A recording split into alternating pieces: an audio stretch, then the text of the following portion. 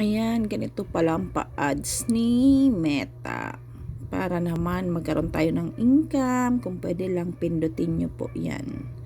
Ayan na commercial or ads niya. Para naman kumita ako. Ganyan lang po. Titingnan nyo, papanoorin nyo. 1 minuto lang naman yan para mapanood nyo.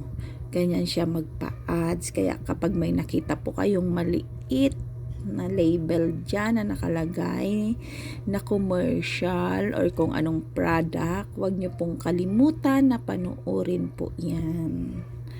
Kasi kahit papano mag-i-income po ako dyan. Madadagdagan na ang $0.02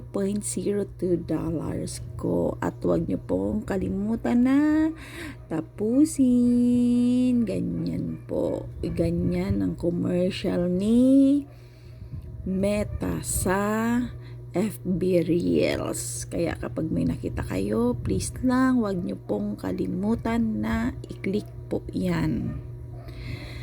Maraming salamat po from Omar Raketera and Yang Yang.